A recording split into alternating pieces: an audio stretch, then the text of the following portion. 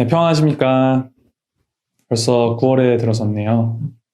많은 것들이 혼란스럽고 우리를 힘들게 하고 낙망하게 할지라도 우리의 소망은 세상에 있는 것이 아니라 우리 하나님께 있음을 늘 마음에 새기며 이 새로이 시작되는 9월을 그리고 남은 2020년과 앞으로의 삶을 하나님께서 주시는 그 힘과 소망으로 살아가는 우리 모두가 되기를 주님의 이름으로 소망합니다.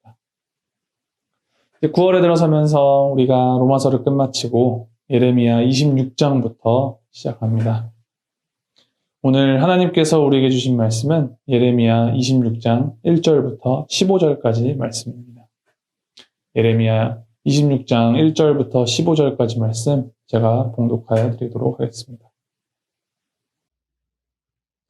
유다의 왕 요시야의 아들 여호야김이 다스리기 시작한 때에 여호와께로부터 이 말씀이 임하여 이르시되 여호와께서 이와 같이 말씀하시니라. 너는 여호와의 성전뜰에 서서 유다 모든 성읍에서 여호와의 성전에 와서 예배하는 자에게 내가 내게 명령하여 이르게 한 모든 말을 전하되 한마디도 감하지 말라. 그들이 듣고 혹시 각각 그 악한 길에서 돌아오리라. 그리하면 내가 그들의 악행으로 말미암아 그들에게 재앙을 내리려 하던 뜻을 돌이키리라. 너는 그들에게 이와 같이 이르라.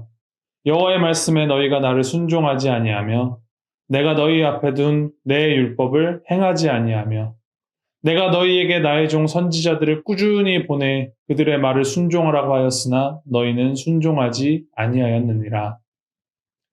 내가 이 성전을 실로같이 되게 하고 이 성을 세계 모든 민족의 저주거리가 되게 하리라 하셨느니라. 예레미야가 여호와의 성전에서 이 말을 하매 제사장들과 선지자들과 모든 백성이 듣더라. 예레미야가 여호와께서 명령하신 말씀을 모든 백성에게 전하기를 마침에 제사장들과 선지자들과 모든 백성이 그를 붙잡고 이르되 너가 반드시 죽어야 하리라. 어찌하여 내가 여호와의 이름을 의지하고 예언하여 이르기를 이 성전이 실로같이 되겠고 이 성이 황폐하여 주민이 없으리라 하느냐 하며 그 모든 백성이 여호와의 성전에서 예레미야를 향하여 모여드니라. 유다의 고관들이 이 말을 듣고 왕궁에서 여호와의 성전으로 올라가 여호와의 성전 새 대문의 입구에 앉으매 제사장들과 선지자들이 고관들과 모든 백성에게 말하여 이르되 이 사람은 죽는 것이 합당하니 너희 귀로 들음같이 이 성에 관하여 예언하였음이라. 예레미야가 모든 고관과 백성에게 말하여 이르되 여호와께서 나를 보내사 너희가 들은 바 모든 말로 이 성전과 이 성을 향하여 예언하게 하셨느니라. 그런즉 너희는 너희 길과 행위를 고치고 너희 하나님 여호와의 목소리를 청종하라. 그리하면 여호와께서 너희에게 선언하신 재앙에 대하여 뜻을 돌이키시리라. 보라, 나는 너희 손에 있으니 너희 의견에 좋은 대로 옳은 대로 하려니와 너희는 분명히 알아라. 너희가 나를 죽이면 반드시 무죄한 피를 너희 몸과 이 성과 이 성 주민에게 돌리는 것이니라. 이는 여호와께서 진실로 나를 보내사 이 모든 말을 너희 귀에 말하게 하셨음이라. 아멘. 예레미야는 남유다에서 성전개혁과 더불어서 성경으로 돌아가자라는 사회개혁을 주도했던 마지막 개혁자로 기억되는 그 요시야 왕이 다스리던 그 남유다 시대에서부터 남유다가 바벨론에 의하여 멸망하기까지 그 기간 동안 하나님의 말씀을 전파한 선지자입니다. 정치적으로 사회적으로 매우 어지럽고 바람 앞에 등불처럼 여기저기 흔들리다가 결국 바벨론에 의하여서 멸망한 그 시대적 배경을 우리가 염두에 두고 이 예레미야서를 묵상하시면 더욱더 말씀 안에 담기는 참된 하나님의 뜻을 알아가는 데 도움이 될 것 같습니다. 이스라엘이 바벨론에 의하여서 멸망하게 된 것은 결국 하나님의 심판이었고 그 하나님의 심판은 이스라엘이 하나님의 목전에서 악을 행하고 또 죄를 범하였으며 그들의 죄를 회개하라라는 그 하나님의 말씀을 받들은 예레미야의 외침을 듣고도 회개하지 않고 오히려 더 악으로 다름질한 그 결과였습니다.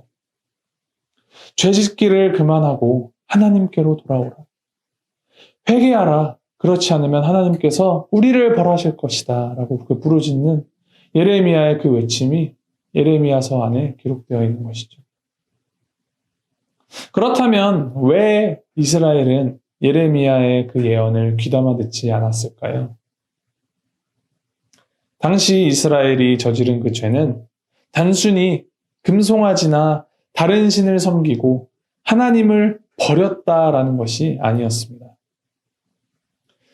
예루살렘에는 솔로몬의 성전이 여전히 굳건하였고 성전에서는 매일같이 모세의 율법에 기록된 그대로 절기와 목적에 맞추어서 제사가 올려지고 있었습니다. 배교를 하였다거나 종교적 열심이 없었던 것이 아니었다는 것이죠. 그렇다면 무엇이 문제였을까요? 첫 번째는 그들이 믿고 경배하는 신이 하나님 한 분만이 아니었다라는 것. 다른 우상들과 함께 하나님을 섬겼다라는 것이고, 두 번째는 종교적 열심만 있었지 그들의 실제적인 삶 속에서는 온갖 부정과 불법이 만행하고 있었다라는 것입니다.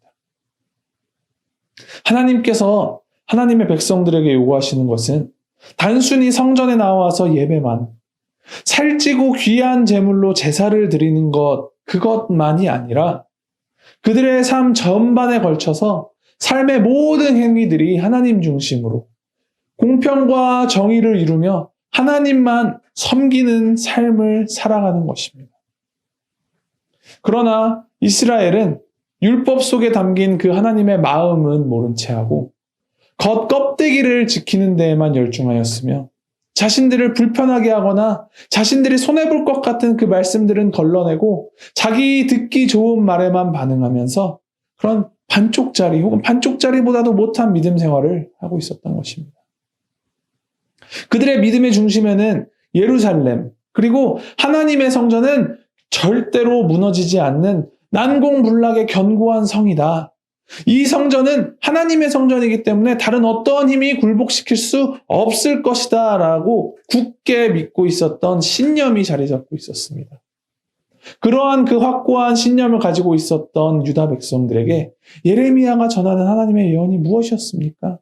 6절 말씀입니다. 내가 이 성전을 실로같이 되게 하고 이 성전을 세계 모든 민족의 저주거리가 되게 하리라 하셨느니라. 실로는 이스라엘 백성이 가나안에 들어왔을 때 처음으로 하나님의 성막을 두었던 곳인데 엘리 제사장 때 블레셋과의 전투에 언약궤를 가지고 나갔다가 패하면서 언약궤를 빼앗기고 실로도 블레셋 군대에 의하여서 황폐하게 되었던 곳입니다. 실로의 본래 이름의 뜻은 안식의 장소라는 뜻인데 하나님에게 온전한 순종을 하지 않고 자기 마음대로 하나님을 이용하려던 그 이스라엘이 철저하게 실패한 그 패배의 쓴맛을 본 실패의 상징, 패배의 상징, 멸망의 상징이 실로였습니다. 예레미야가 하는 그 예언이 하나님의 성전이 그렇게 무너지게 될 것이다 라는 이 예언이 당시 유다 백성들이 가지고 있었던 그 신념과는 완전히 다른, 백성들의 입장에서는 신성 모독과 같은 그런 말을 예레미야가 한 것이죠. 그래서 예레미야를 죽이겠다고 겁박하고 그렇게 예레미야를 핍박한 것입니다.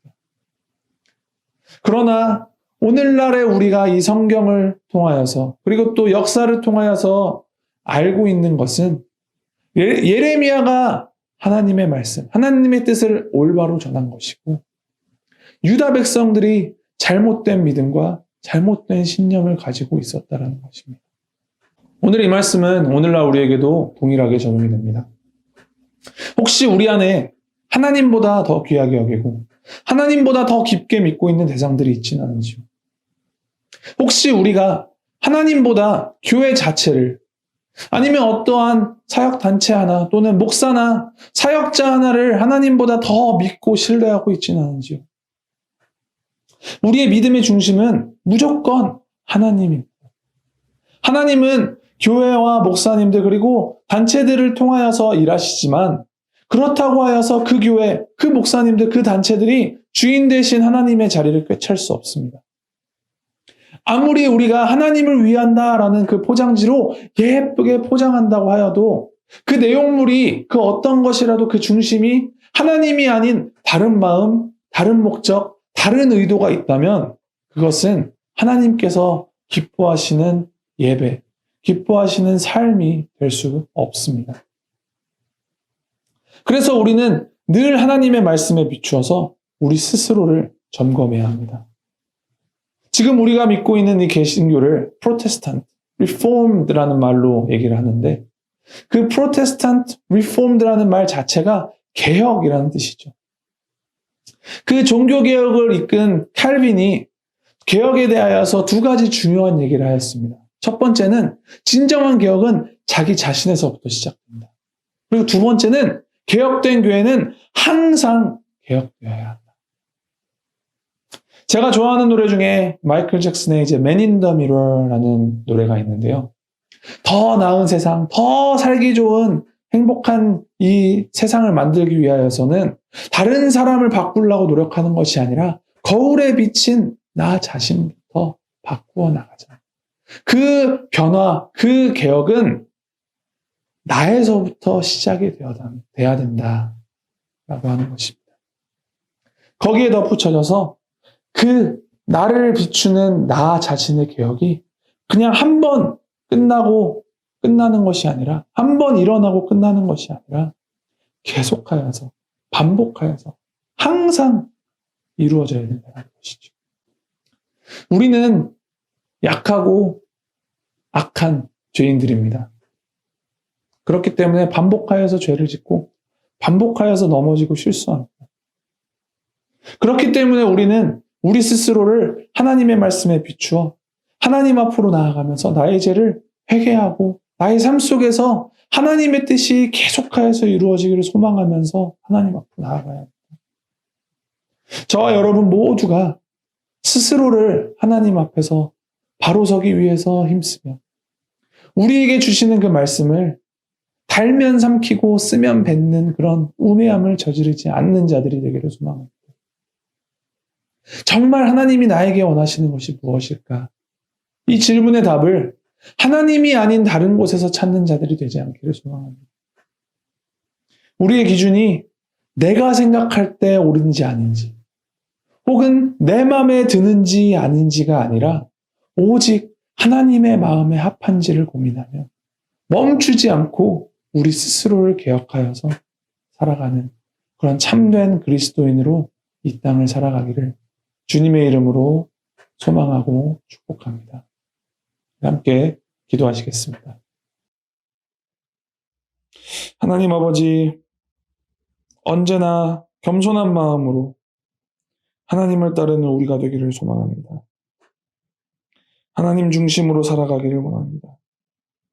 하나님, 우리에게 진리를 분별할 수 있는 지혜를 주시고 주님만이 오직 주인이신 삶 살아가는 굳건한 믿음과 나 자신을 십자가 앞에 온전히 내어버리는 용기를 우리에게 허락하여 주시옵소서. 하나님 앞에 온전히 바로 서고 흔들리고 넘어질지라도 다시금 주님께로 돌아오는 우리 모두가 되도록 주님 우리를 붙들어 주시옵소서. 오직 주님만이 우리의 왕이시고 주님만이 우리의 주인이십니다.